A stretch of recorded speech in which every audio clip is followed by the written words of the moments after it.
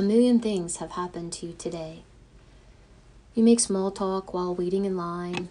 You smile as you open a door for a girl walking her 4 dogs.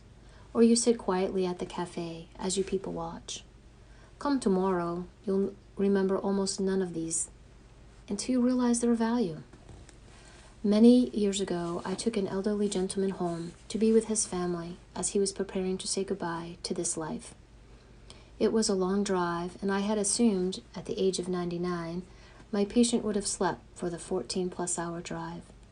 Fortunately for me, he did not sleep, but instead wanted to chat. I sat listening to him relive many parts of his life. Some were happy, some were sad.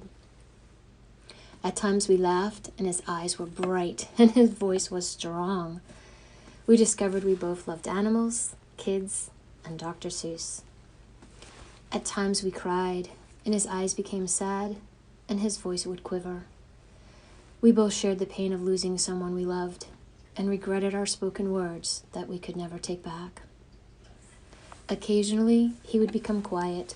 As he rested his voice, he would reach out for my hand.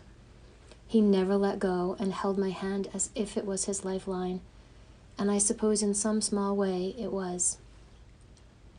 As I gazed upon him, I realized just how amazing this human was, and that in sharing his life story, I was experiencing a special kind of intimacy with my patient. One of sharing a slow walk down his well-worn pathway of memories. For me, it was the first time down this road, but for my patient, it was perhaps the last memory walk he would be able to share. Before I knew it, this 14-hour drive was over, and I found myself not wanting it to end. He had so much more to share, and so much more that I wanted to hear. I admit there were tears in my eyes as he asked for a hug and reached out to me. We embraced, and he whispered ever so softly in my ear. As we parted, he smiled, and his eyes shone brightly, with both a glint of mischief and a bit of sadness. I think of that day often, and how strong a place this stranger had secured in my heart.